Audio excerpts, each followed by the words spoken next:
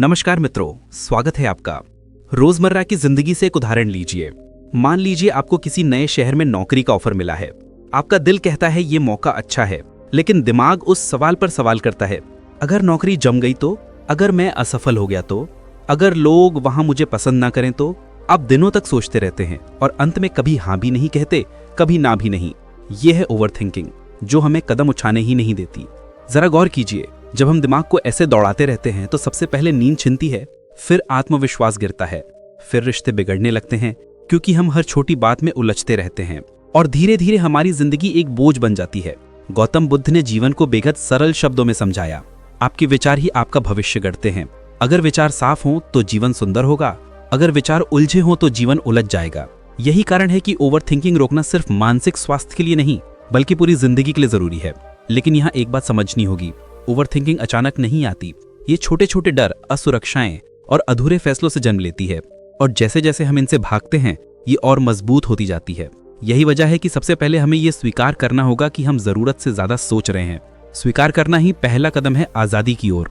इस बात को समझने के लिए मैं आपको एक रिलेटेबल घटना बताता हूँ। मान लीजिए आपने किसी को मैसेज किया और वो रिप्लाई नहीं करता। अब सच में शायद उसने देखा ही ना हो, शायद वो व्यस्त हो या शायद कोई और कारण हो, लेकिन हमारा दिमाग तुरंत कहता है शायद वो मुझे इग्नोर कर रहा है, शायद उसे मैं पसंद नहीं हूं, शायद मैंने कुछ गलत लिख दिया। और बस एक छोटा सा एसएमएस हमारी पूरी रात खराब कर देता है। यही है ओवरथिंकिंग का जाल। बुद्ध कहते थे जैसे आग की एक चिंगारी पूरे जंगल को जला सकती है, वैसे ही एक विचार पूरा जीवन बिगाड़ सकता है। हमें सीखना होगा कि उस विचार को कैसे बुझाना है, कैसे उस चिंगारी को काबू में करना है। तो दोस्तों, आज का हमारा सफर यहीं से शुरू होता है। हम समझेंगे कि कैसे ओवरथिंकिंग हमें जकड़ लेती है और कैसे हम उसी दिमाग को अपना साथी बना सकते हैं। अभी हमने देखा कि ओवरथिंकिंग हमारी नींद, हमारी शांति और हमारी जिंदगी पर कैसे हमला करती है। आगे हम सीखेंगे कि इस पर काबू कैसे पाया जाए, कौन सी आसान बातें हैं जिन्हें अपनाकर हम इस आदत को तोड़ सकते हैं और अपनी जिंदगी वापस पा सकते हैं।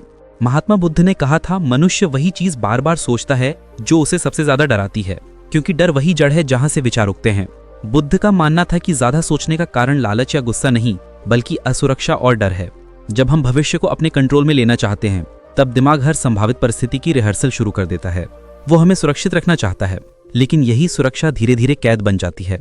सोचिए, आपने कभी यात्रा पर जाने से पहले यह महसूस किया होगा कि अगर ट्रेन लेट हो गई तो, अगर होटल अच्छा नहीं निकला तो, अगर पैसे कम पड़ गए तो। दिमाग पहले से ही हर संभावना का नक्शा बना देता है।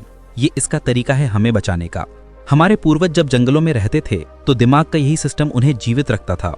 अगर बाघ झाड़ियों से निकल आया तो, अगर आग बुझ गई तो, ये सोच उन्हें सतर्क बनाती थी। लेकिन वही दिमाग आज भी उसी पैटर्न पर काम कर रहा है। जबकि अब बाघ नहीं है, लेकिन हमारी चिंताएं नौकरी, रिश्तों और समाज से जुड़ गई हैं। ओवरथिंकिंग की असली वजह यही है कि हमारा दिमाग खतरे को टालने की कोशिश में हर संभावना सोचने लगता है। ये सर्वाइवल मैकेनिज्म है, लेकिन समस्या तब शुरू होती है जब हम उसे रोकना नहीं जानते। दिमाग बार बार रिहर्सल करता है, पर असल में नतीजा कभी हमारे कंट्रोल में नहीं होता।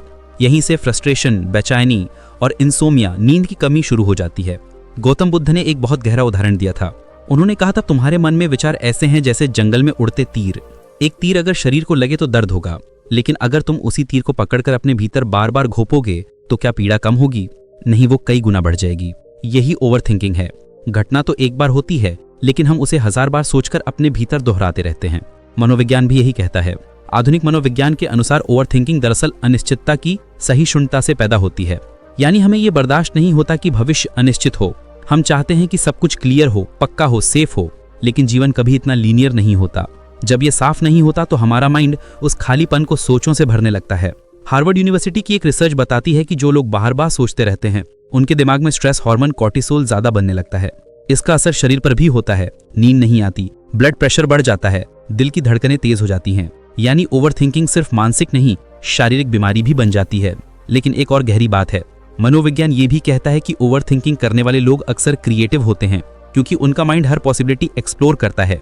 लेकिन अगर वे इस सोच को डायरेक्शन नहीं देते तो वही क्रिएटिविटी चिंता में बदल जाती है। जैसे कि एक इंसान एग्जाम की तैयारी कर रहा है, अगर वो अपने दिमाग को उपयोगी सोच में लगाएगा तो वो बेहतर नोट्स बनाएगा। लेकिन अगर वही सोच इस डर में बदल गई कि अगर फेल हो गया तो उसकी मेहनत भी कमजोर पड़ जाएगी। गौतम बुद्ध ने इस समस्या का समाधान माइंडफुलनेस में बताया था। उन्होंने कहा था, भविष्य की चिंता मत करो, अतीत पर मत अटको, केवल वर्तमान को देखो। यही माइंडफुलनेस है। जब हम वर्तमान में जीना शुरू करते हैं तो दिमाग की वो आदत जो हर संभावना सोचने लगती है धीरे धीरे शांत हो जाती है। सोचिए जब आप खाना खा रहे हो और उसी वक्त मोबाइल पर फ्यूचर के बारे में स्क्रॉल कर रहे हो, तो ना तो आप खाने का स्वाद ले पाते हैं और ना ही आपकी चिंता खत्म होती है। लेकिन अगर आप सिर्फ बस खाने पर ध्यान दें, उसका स्वाद, उसकी खुशबू, उसका टेक्सचर, तो कुछ पलों के लिए माइंड ओवरथिंकिंग से बाहर निकल जाता है। यही छोटी सी टेक्निक है जिससे हम माइंड को फिर से ट्रेन कर सकते हैं। ओवरथिंकिंग की एक और वजह है कंट्रोल की चाह। हम सब चाहते हैं कि फ्यूचर हमारी प्लानिंग के हिसाब से चले, लेकिन सच यह है कि लाइफ हमेशा अनसर्टन रहेगी। मनोविज्ञान में इसे इल्यूजन ऑफ कंट्रोल कहा गया है, यानी हम सोचते हैं कि हम सब कुछ कंट्रोल कर सकते हैं, लेकिन असल में ऐसा नहीं होता। बुद्ध ने इसे बड़े ही सरल शब्दों में समझाया था। लहरों पर काबू पाने की कोशिश मत करो, नाव चलाना सीखो। यानी भविष्य पर कंट्रोल मत करो, बल्कि अपने मन को स्टडी करो। एक छोटा उदाहरण सोचिए, आपने इंटरव्यू की तैयारी की, आपने पूरी मेहनत की, लेकिन नतीजा फिर भी आपके हाथ में नहीं है। इस स्थिति में दो लोग होते हैं, एक वो जो बार बार सोचता है कि अगर रिजेक्ट हो गया तो, अगर दूसरे मुझसे बेहतर निकल गए तो, और धीरे धीरे अपनी एनर्जी खुद ही खत्म कर देता है। दूसरा वो जो कहता है मैं अपना बेस्ट दूंगा, बाकी जो होगा देखा जाएगा। यही फर्क है ओवरथिंकिंग और माइंडफुल सोच का। आज का मॉडर्न साइकोलॉजी भी इस बात से सहमत है। कॉग्निटिव बिहेवियरल थेरेपी CBT, जो दुनिया की सबसे सक्सेसफुल थेरेपीज में से एक है, ये सिखाती है कि आपके विचार ही आपकी भावनाएं बनाते हैं। यानी अगर विचार बदल जाएं तो आपकी एंग्जाइटी भी बदल जाएगी। और पहला कदम ये समझना है कि हर सोच को पकड़कर उसके पीछे भागना जरूरी नहीं है।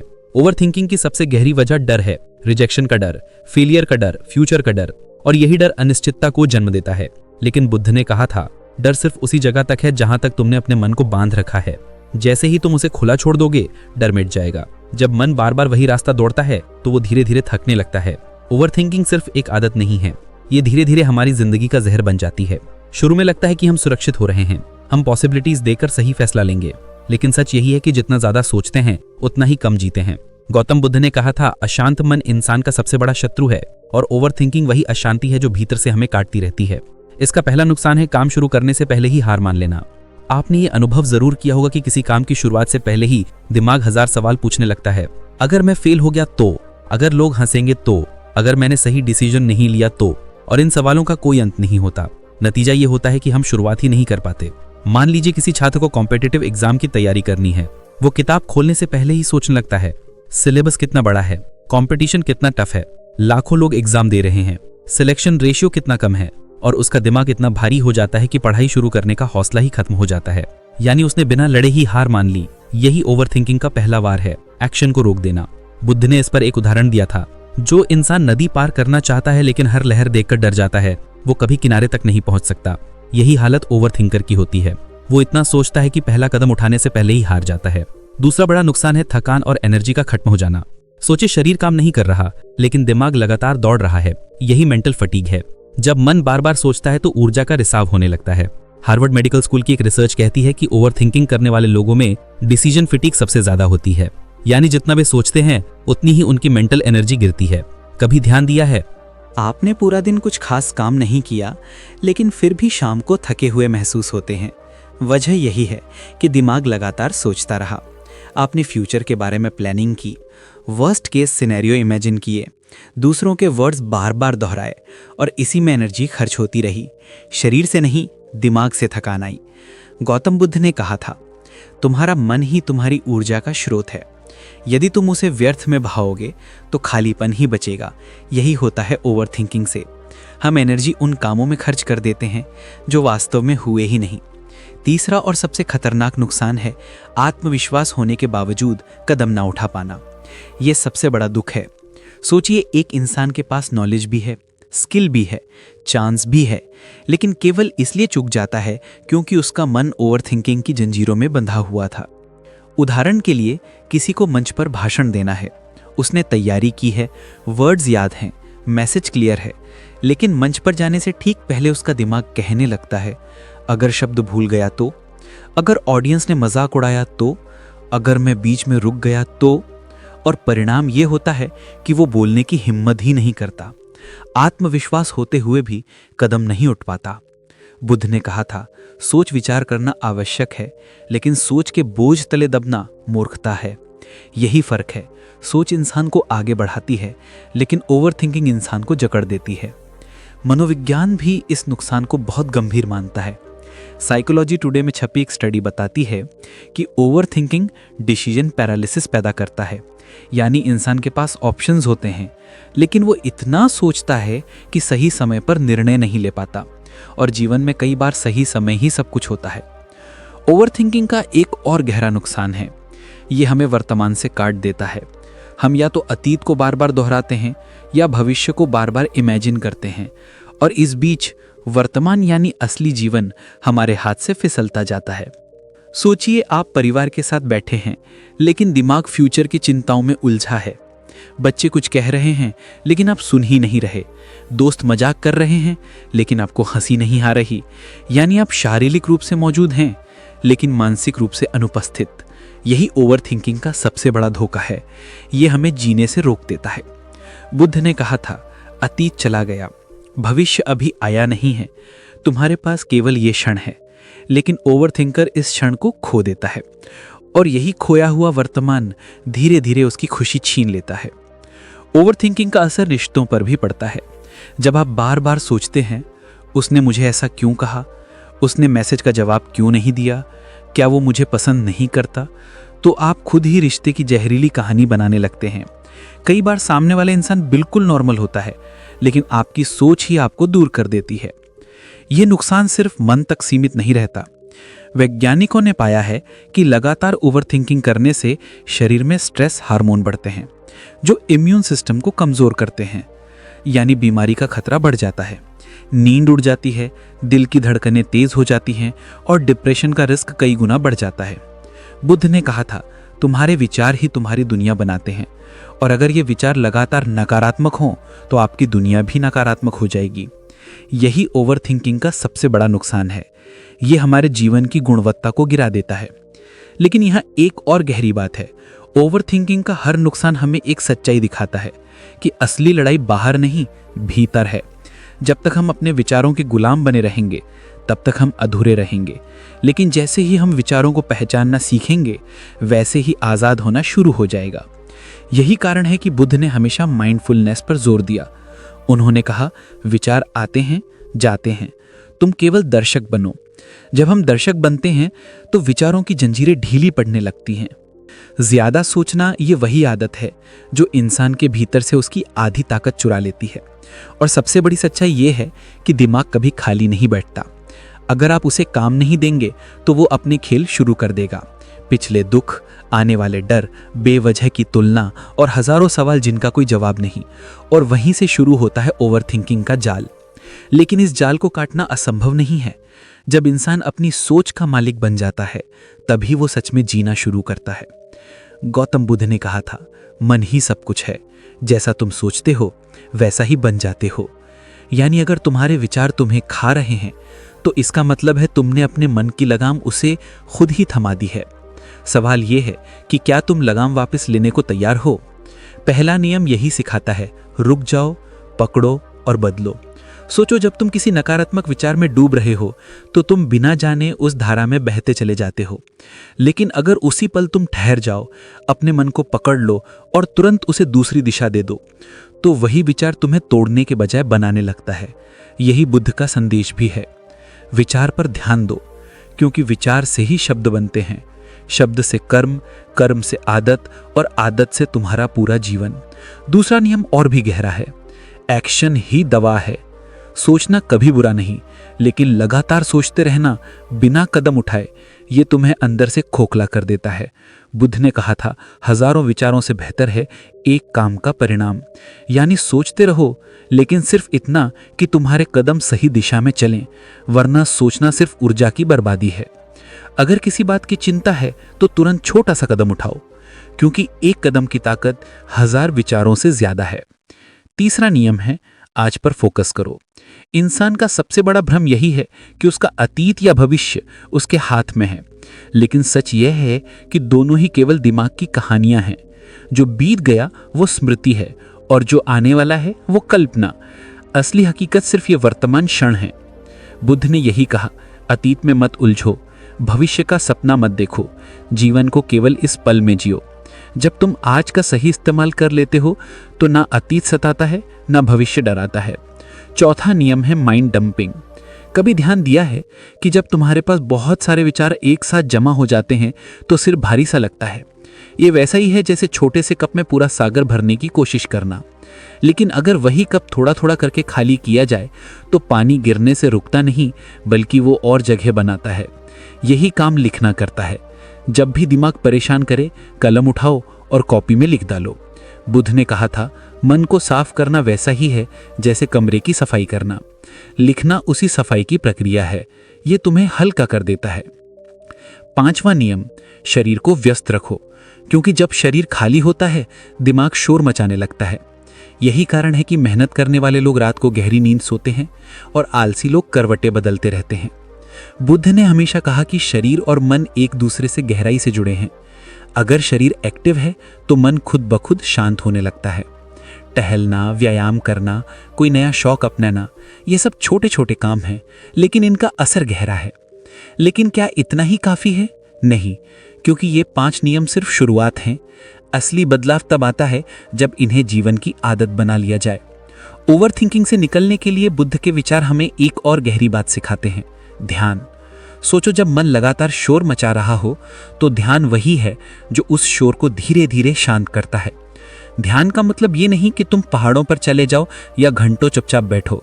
ध्यान का मतलब है जहां हो वहीं पूरी तरह होना। जब खाना खा रहे हो तो सिर्फ खाने पर ध्यान, जब चल रहे हो तो सिर्फ कदमों पर ध्यान, और जब किसी से बात कर रहे हो तो पूरी उपस्थिति के साथ। यही ध्यान है और यही तरीका है ज्यादा सोचने को रोकने का। बुद्ध ने कहा था, ध्यान तुम्हें भीतर की रोशनी से मिलाता है। जब तुम इस रोशनी को महसूस करते हो तो विचारों का अंधेरा अपने आप मिटने लगता है। अब सोचो, अगर तुम हर दिन इन नियमों को छोटे छोटे कदमों में अपनाने शुरू कर दो तो कैसा जीवन बनेगा। जब नकारात्मक विचार आएंगे तो तुम उन्हें पकड़कर बदल दोगे। जब चिंता सताएगी तो तुरंत काम शुरू कर दोगे। जब अतीत और भविष्य तुम्हें खींचेंगे तो तुम आज पर लौटाओगे। जब दिमाग भारी होगा तो तुम लिखकर हल्का कर लोगे, और जब मन बेचैन होगा तो शरीर को व्यस्त रखोगे। यही वो जीवन है जो बुद्ध ने हमें दिखाया, एक सरल, शांत और संतुलित जीवन। ओवर थिंकिंग तब तक समस्या है जब तक तुम सोचते हो कि ये तुम्हारे बस से बाहर है, लेकिन जैसे ही तुम लगाम अपने हाथ में लेते हो, ये तुम्हारे जीवन को नियंत्रित करने के बजाय तुम्हारे लिए एक शक्ति बन जाता है। मित्रों, जरा सोचिए, हर रोज सुबह जब हम आंखें खोलते हैं तो क्या होता है? अलार्म बजता है, मोबाइल हाथ में आता है और दिमाग की दौड़ भी उसी समय शुरू हो जाती है। आज ऑफिस देर ना हो जाए, कल का काम अधूरा रह गया, भविष्य में क्या होगा, लोग मेरे बारे में क्या सोचते होंगे। यही है ओवर थिंकिंग का असली बीज। ये किसी बड़े पल में नहीं, बल्कि हमारे छोटे छोटे रोजमर्रा के कामों में पनपता है। गौतम बुद्ध ने कहा था, मनुष्य अपने विचारों से ही बंध जाता है और उन्हीं विचारों से मुक्त भी हो सकता है। मतलब समस्या ये नहीं है कि हमारे पास विचार आते क्यों हैं, समस्या ये है कि हम उन विचारों को पकड़कर बैठ जाते हैं, जैसे कोई बच्चा खिलौने को छोड़ने को तैयार ही ना हो। आज की दुनिया की एक सबसे बड़ी आदत है हर बात पर कंट्रोल करने की कोशिश। मान लो आप ऑफिस जा रहे हो और रास्ते में ट्रैफिक जैम लग गया।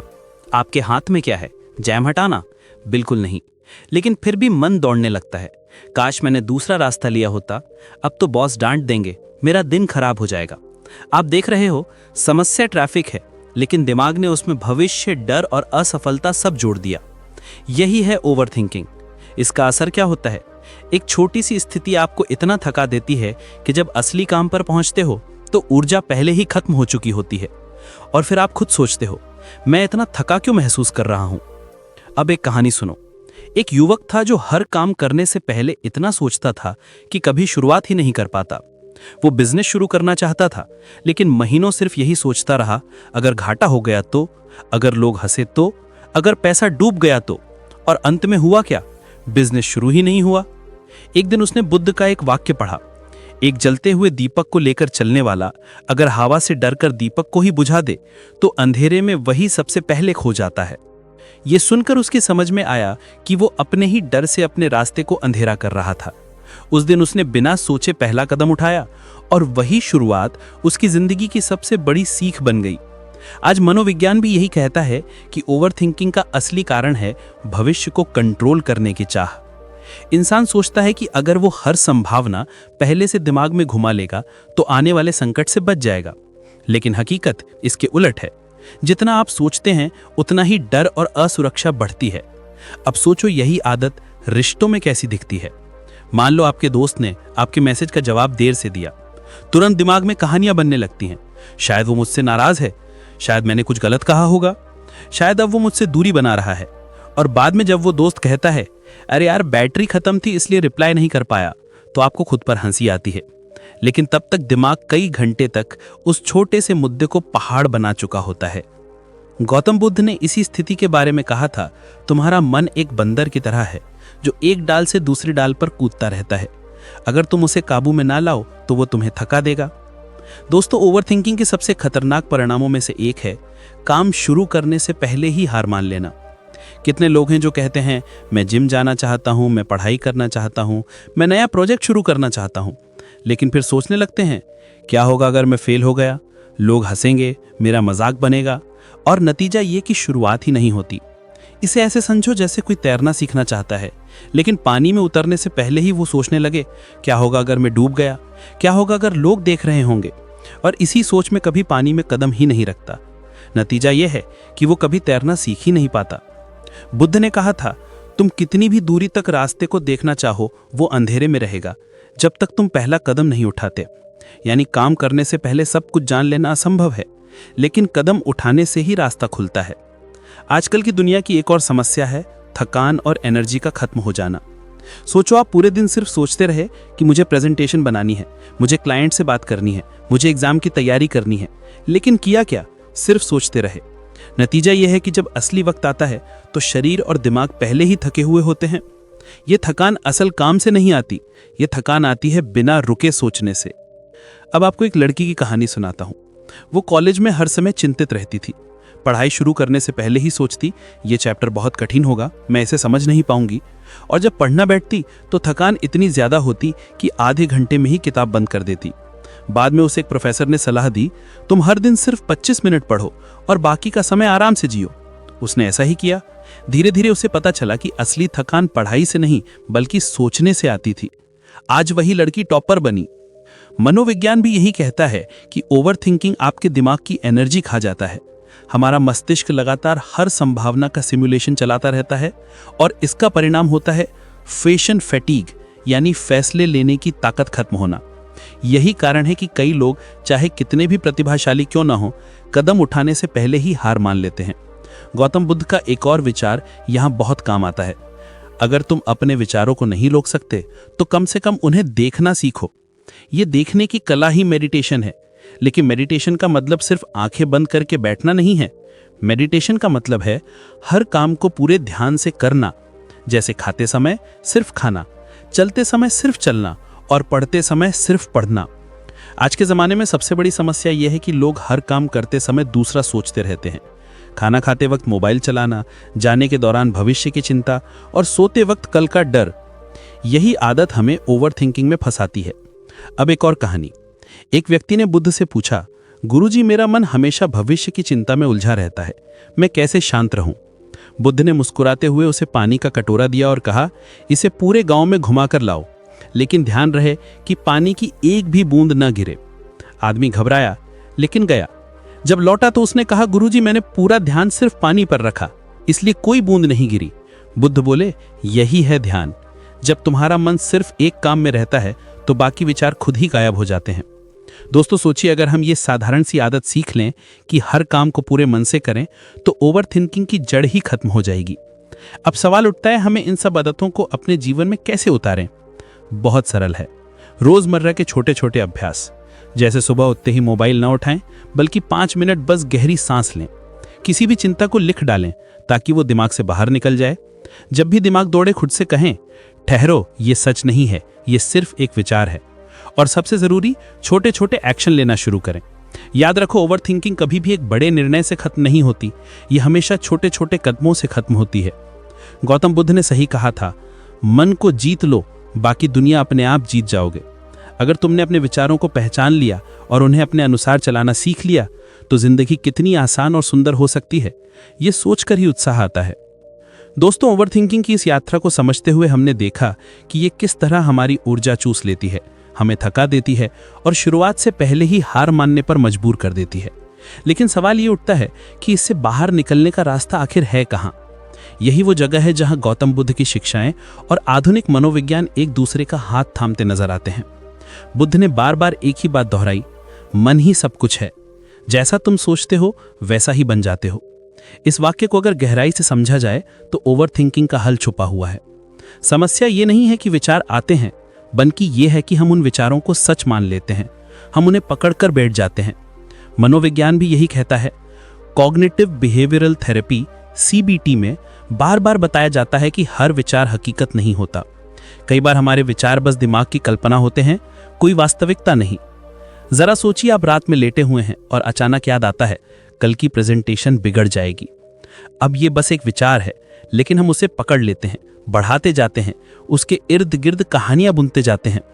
मनोविज्ञान कहता है यही वो क्षण है जहां इंसान अगर सोच को पहचान ले तो वो उसे नियंत्रित कर सकता है। बुद्ध ने इसे साक्षी भाव कहा था, यानी विचार को बस देखो, उसे पकड़ो मत। अब एक छोटा उदाहरण लेते हैं। मान लो आप पार्क में बैठे हैं, हवा चल रही है, लोग आते जाते हैं। अचानक एक बच्चा गुब्बारा लेकर आता है और गुब्बारा आपके पास फट जाता है।